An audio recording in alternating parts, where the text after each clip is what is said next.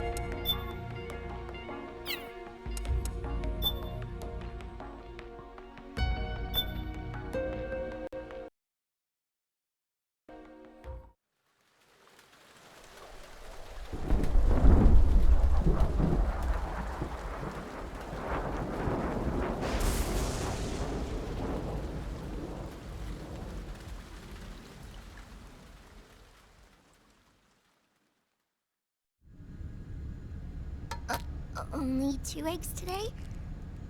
Solidus must have taken the day off.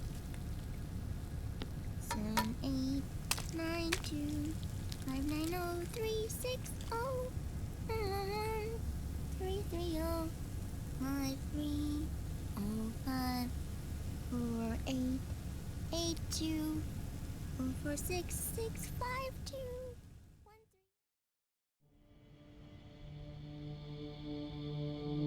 The Manhattan incident triggered a serious public backlash.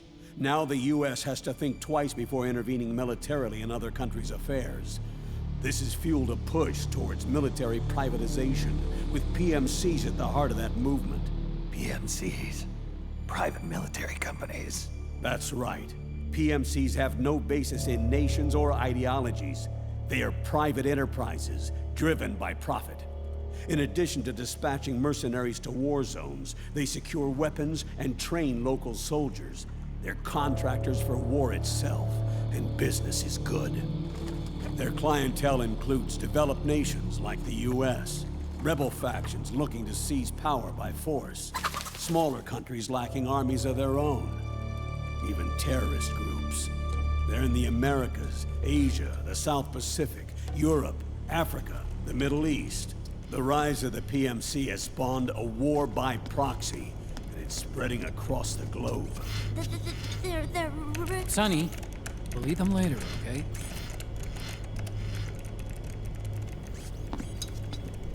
Every age has its mercenary. These PMCs are nothing new. We've been dealing with them since before the turn of the century. No, Snake. They're nothing like the mercenaries of the past. They're ready. Sorry, I'm a little busy right now.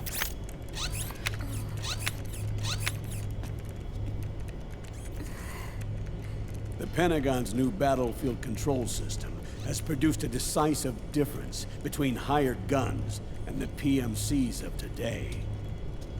The system was developed by Arms Tech Security. Arms Tech? You mean AT Corp? Yeah. In recent years, AT Corp has shifted focus from weapons development to security tools. And since the establishment of AT Security, business has been booming. The system makes it possible to integrate not only micro-level information on individual soldiers and units, but also macro-level information about field conditions and order of battle. So they've finally achieved total real-time battlefield control. That's right. And as a result, the global presence of PMCs has grown explosively. Truth is, the rise of system-controlled PMCs has led to a dramatic decline in civilian casualties and human rights violations on the battlefield. The cleaner, safer battlefield. Makes for nice propaganda.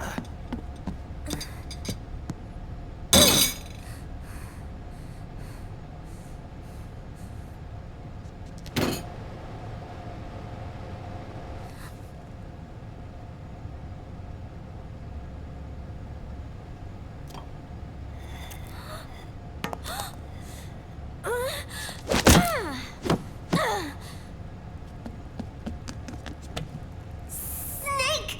You were smoking again, weren't you? This is a non-smoking flight!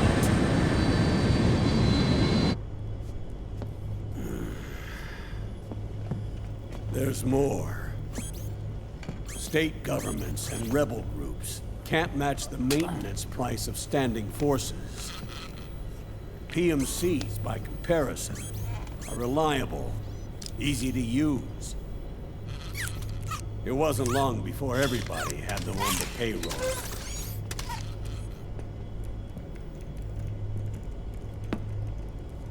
And, as a result, regular armies began to decline worldwide. It's hard to believe, I know, but PMCs are beginning to overtake conventional armies in terms of scale. Nowadays, it's the PMCs who serve as standard battalions. They already make up 60% of all combatant forces in zones of conflict. 60%? The fact is, the world now depends largely on PMCs for waging its wars. I thought it was the UN that authorized the PMCs in the first place. The US abstained from voting on that resolution. In effect, Washington was endorsing PMCs without ever revealing its true intentions. Until they got wind of the uprising, that is. The US has exported too much military power. And now, she's paying the price. That's exactly it. America has now turned war into a form of economic activity. Analysts are calling it the war economy, in that it's picking up the slack for the downward-sloping oil market. But I, for one, don't intend to simply stand by and watch it happen. For the PMCs, market expansion entails fanning the flames of war. It means more refugees. War orphans. Child soldiers. Yes. Even as PMC soldiers get more specialized, they're also getting younger. Mercenaries spun off from state armies. Unmanned weapons. Child soldiers. Proxy battles in a new Cold War. There are hundreds of PMCs in business worldwide, and their numbers are growing. Currently, 5 of them are big enough to be labeled global powers, 2 in the US, and 1 each in the UK, France, and Russia. Reconnaissance has revealed that those 5 PMCs are run by a dummy corporation that acts as a single mother company. This mother company embodies the 5 largest PMCs. Her name is Outer Heaven. Outer Heaven? You mean? That's right. It's Liquid. Liquid? He's taken command of this immense army and is now preparing to unleash an insurrection. I watched him die. His will lives on, in the body of the man once known as Ocelot. He aims to fan the flames of war even higher, to create the perfect world once envisioned by Big Boss. The one world in which soldiers will always have a place. He must be stopped, before it's too late. Do you understand, Snake? Any means necessary. Just stop Liquid's insurrection. Even if it means Killing him. You want Liquid dead?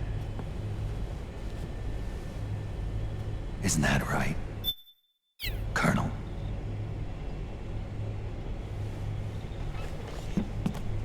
I'm sorry. I know. This isn't justice. It's a covert assignment. A hired hit. A wet works op targeting the head of a major multinational corporation. Why me? Because of the military might of the PMCs and the effect they have on the economy. War is to the 21st century what oil was to the 20th, the pillar that supports the global economy. You'll recall a rather alarming report issued by that American think tank during the Cold War. One that described a new model for perpetual war. What we're facing now is a whole new ballgame. Iron Mountain's Delphi technique. That was fiction. It existed only on paper. The reality is far more serious. The global community is concerned, but they're all too afraid of the war economy collapsing to do anything about it. The UN, too. Sounds pretty self-serving to me. Snake. This mission isn't an order from Washington. Not like the old days. And it's not something the UN can officially sanction either. But we can't just look the other way while Liquid plots this insurrection. If we fail to act, he'll become the greatest threat the world has ever faced. Snake.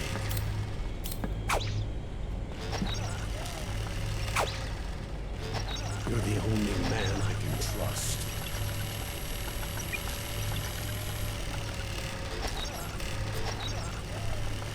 Fine. Let's hear it.